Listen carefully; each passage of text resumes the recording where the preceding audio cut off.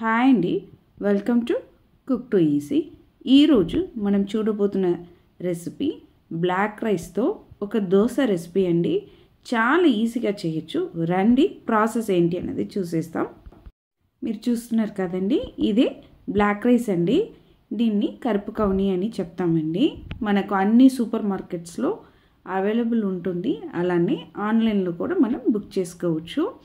ఒక బౌల్లో ఇడ్లీ బియ్యం ఒక గ్లాస్ అండి, ఒక గ్లాసు ఈ బ్లాక్ రైస్ అండి. ఇవి రెండింటిని ఒకే బౌల్లో వేసినాం. ఇప్పుడు ఈ బౌల్లోనే మనం మినపప్పు కూడా యాడ్ చేయబోతున్నామండి.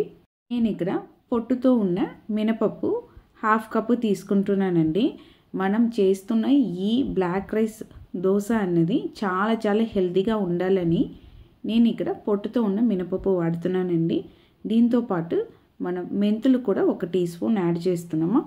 ఇప్పుడు ఇవి అన్నిటినీ బాగా మిక్స్ చేసి దీన్ని నీళ్ళేసి శుభ్రంగా కడిగి తీసుకోవాలండి.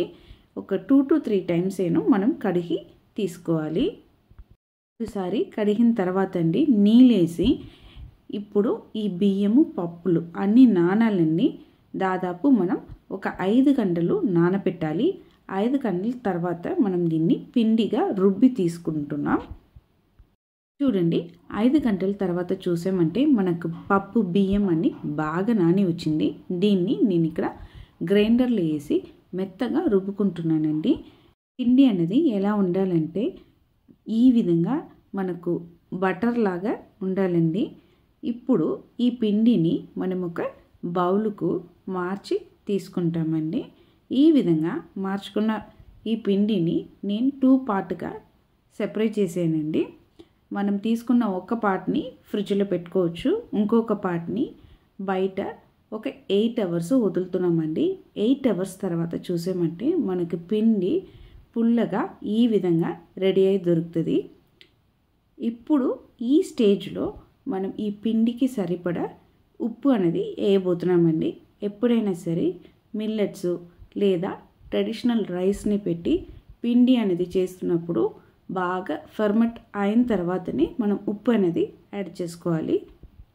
ఇప్పుడు ఈ పిండి అన్నది మనకు దోశ వేయడానికి కొద్దిగా లూజ్గా కావాలి కాబట్టి ఒక 3 టేబుల్ స్పూన్ అంతా వాటర్ వేసి నేను ఇక్కడ కలుపుతున్నానండి. చూడండి, పిండి అనేది ఈ విధంగా ఉండాలి.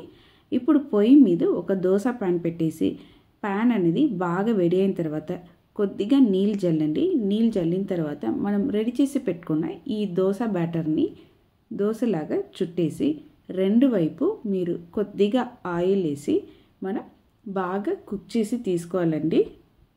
మనం రెగ్యులర్గా తింటున్న ఈ వైట్ బియ్యం దోశ కింద ఇది చాలా చాలా హెల్తీ దోశ రెసిపీ అండి. మన రెగ్యులర్ డయట్ రొటీన్లో వారానికి 3 రోజును మిల్లెట్స్ కానీ ట్రెడిషనల్ రైస్ ఐటమ్స్ని కానీ మనం పిల్లలకు ఇస్తూ వస్తే వాళ్ళకు చాలా చాలా మంచిదండి. మీరు కూడా మనం చేసిన ఈ సేమ్ కొలతలతో ఒక్కసారి ఈ బ్లాక్ రైస్ని యూజ్ చేసి ఈ దోశ రెసిపీని ట్రై చేసి చూడండి, టేస్ట్ చేసి చూడండి. టేస్ట్ చాలా డిఫరెంట్గా ఉంటుందండి. సేమ్ టైంలో చాలా హెల్తీ కూడా. మీకు ఈ బ్లాక్ రైస్తో చేసిన దోశ రెసిపీ నచ్చిందంటే కుక్ టు ఈజీ ఛానల్ని లైక్ చేయండి, షేర్ చేయండి, కమెంట్ చేయండి. ఈ బియ్యంలో మనం ఇడ్లీ కూడా చేయొచ్చండి. సేమ్ టైంలో మనం పొంగల్ చేయొచ్చు, ఉట్టి కంజి చేయొచ్చు. చాలా చాలా హెల్త్ బెనిఫిట్స్ ఉన్నాయండి. వస్తున్న రోజులో అవి కూడా మనం చూస్తామండి. మీకు ఈ రెసిపీ నచ్చిందంటే తప్పకుండా మన కుక్ టు ఈజీ ఛానల్ని సబ్స్క్రైబ్ చేయండి. బాయ్ అండి.